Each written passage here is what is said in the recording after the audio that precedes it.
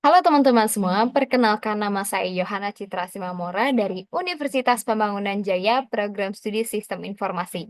Kali ini saya akan menjelaskan mengenai laporan pengujian kinerja aplikasi pengajuan proposal Makraprodi menggunakan black box testing.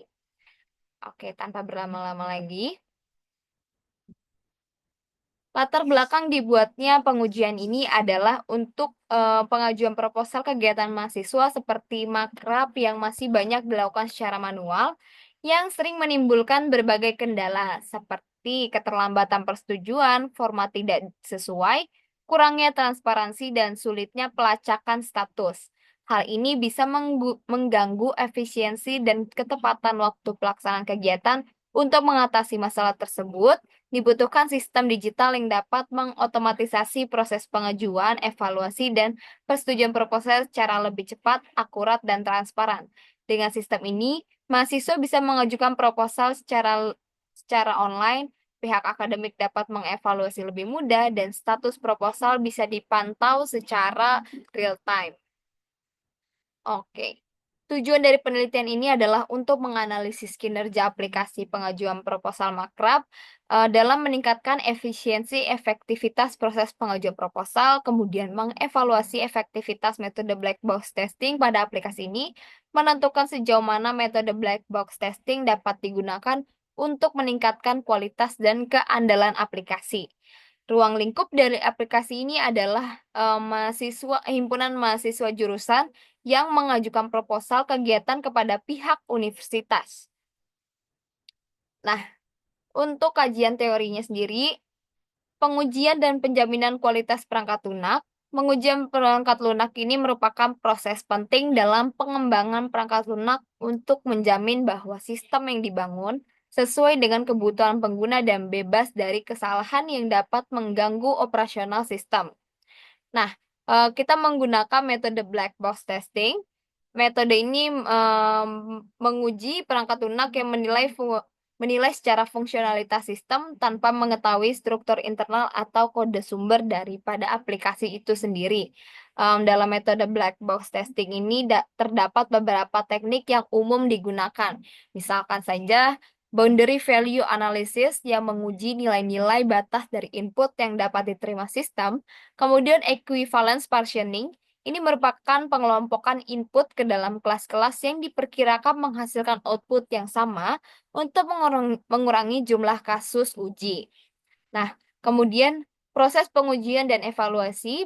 Pengujian perangkat lunak ini merupakan langkah penting untuk mengevaluasi kualitas aplikasi pengajuan proposal makrab dengan tujuan memastikan bahwa aplikasi berfungsi sesuai dengan harapan pengguna dan memenuhi standar kualitas perangkat lunak. Kemudian di sini rangkaian kualitas berdasarkan hasil pengujian. Pengujiannya dilakukan pada beberapa aspek kualitas aplikasi yang meliputi pertama, fungsionalitas, responsivitas, keamanan, konsistensi antarmuka, keterpaduan sistem. Nah, selanjutnya dasar pengujian untuk identifikasi kelemahan sistem. Pengujian ini dilakukan berdasarkan dua pendekatan utama, yaitu black box testing dan white box testing. Kedua metode ini kedua metode ini adalah saling terintegrasi, white box testing dan juga black box testing. Kalau black box testing ini berfokus pada pengujian fungsionalitas aplikasi tanpa melihat kode program yang mendasarinya. Nah, white box testing ini dilakukan dengan melihat struktur internal kode aplikasi. Oke. Nah, metodologi penelitian. Deskripsi metode pengujian yang digunakan sebenarnya di atas sudah saya jelasin mengenai black box testing, ada boundary value dan equivalence partitioning. Nah, di sini ada white box testing. White box testing ini ada dua yang kita gunakan tekniknya yaitu kode coverage. Kemudian ada juga path testing. Kode coverage ini menganalisis sejauh mana kode program telah diuji. Kalau misalkan path testing ini dilakukan dengan mengidentifikasi dan menguji berbagai jalur logika yang ada dalam aplikasi. Nah, metode yang diuji. Kita masuk ke dalam pengujian, mengintegrasikan pengujian-pengujian metode pengujian di atas ke dalam fitur aplikasi yang sudah kita buat.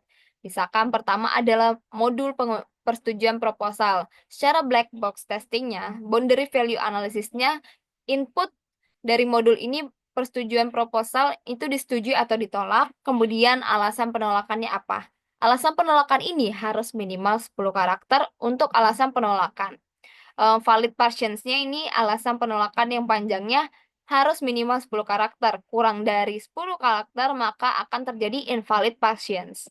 Nah, modul detail proposal untuk boundary value-nya sendiri, tampilan detail proposal tidak ada batasan nilai spesifik, hanya validasi tampilan yang perlu diuji. Valid partials-nya proposal memiliki informasi lengkap, pengguna memiliki akses untuk melihat detail dari proposal tersebut. Nah, terakhir ada modul panduan dan template proposal. Di modul panduan dan template proposal ini, boundary value-nya adalah inputnya link unduh template, tombol akses panduan, kemudian panduan isi form ini minimal tersedia satu dokumen panduan dalam format PDF. Equivalence partitioning-nya untuk valid partitions-nya tersedia file yang dapat diunduh, kemudian invalidnya tidak ada file template atau tidak ada file template atau filenya ini rusak. Nah, secara pengujian white box-nya, modul persetujuan proposal ini, kode coverage-nya atau cakupan kodenya ini mengelola proses persetujuan proposal oleh approval. Pengujian harus memastikan bahwa proses persetujuan, penolakan, dan pemberian alasan penolakan berjalan dengan baik. Nah, secara path testing atau pengujian jalurnya, ada 4 jalur yang mungkin akan terjadi, 4 skenario. Yang pertama, approval mengklik setuju, kemudian proposal disetujui. Kemudian yang kedua, approval mengklik tolak dan mengisi alasan penolakan, proposal ditolak dengan alasan yang benar. Nah, jalur yang ketiga ini, approval mengklik tolak tanpa mengisi alasan, akan menampilkan pesan error yang bertuliskan alasan penolakan wajib untuk diisi. Nah, jalur yang kemungkinan terjadi yang keempat, approval mengklik setuju tanpa melihat proposal, maka akan menampilkan pesan error juga. Nah, pesan errornya ini untuk memilih proposal terlebih dahulu. Nah, modul detail proposal, modul ini bertanggung jawab untuk menampilkan detail proposal secara lengkap, cakupan kodenya, pengujian untuk memastikan bahwa data detail proposal dapat diambil dengan benar dari database dan ditampilkan sesuai dengan yang sudah di-input. Nah, kemudian di sini ada path testingnya, ada 3 jalur. Pengguna mengklik proposal yang valid, kemudian detail proposal akan ditampilkan. Kemudian pengguna mencoba akses proposal yang tidak ada, menampilkan pesan error atau proposal tidak ditemukan. Kemudian yang ketiga, pengguna tidak memiliki akses, lalu akan menampilkan pesan error, akses ditolak. Nah, terakhir ada modul panduan dan template proposal. Secara kode coverage-nya ini, modul ini menyediakan akses terhadap template proposal resmi dan panduan pengisian form pengajuan proposal makrab. Cakupan kodenya, validasi tombol unduh template akses dan keterbacaan file panduan, dan respon sistem saat pengguna membuka atau mengunduh dokumen. Path testing atau pengujian jalurnya ada 4 jalur seperti ini. Ya, teman-teman bisa baca di layar. Oke, untuk hasil dan temuannya kita ambil beberapa contoh aja. Misalkan untuk fitur yang diuji ini adalah modul persetujuan proposal. Dari hasil pengujian black box dan white box di atas, ditemukan bahwa hasilnya ini approval dapat melihat daftar proposal yang menunggu persetujuan yang jelas. Temuannya tapi tidak ada opsi untuk menyortir daftar proposal berdasarkan tanggal atau status yang dapat memperlambat proses persetujuan. Untuk rekomendasinya sendiri untuk aplikasi ini, untuk menambahkan opsi penyortiran berdasarkan tanggal atau status untuk mempermudah proses persetujuan. Seperti itu. Oke, di sini ada evaluasi berdasarkan hasil pengujian. Evaluasinya sendiri kita ambil contoh modul persetujuan proposal ya teman-teman. Yang untuk evaluasi sendiri tombol aksi seperti disetujui dan ditolak berfungsi dengan baik. Namun, belum ada validasi yang memaksa pengguna mengisi alasan penolakan sehingga kolom tersebut bisa saja dikosongkan. Nah, aspek yang terdampak tuh apa aja sih? Nah, ada 2 aspek, secara functionality dan juga data integrity. Secara functionality, alur persetujuan berjalan, tetapi tidak lengkap karena kurangnya validasi. Data integrity-nya bisa terjadi kelalaian dalam dokumentasi alasan penolakan. Kesimpulannya apa sih? Kesimpulannya perlu bahwa developer atau pembuat aplikasi menambahkan validasi untuk memastikan alasan penolakan diisi sebelum proposal bisa ditolak. Seperti itu. Nah, terakhir, kita masuk pada kesimpulan.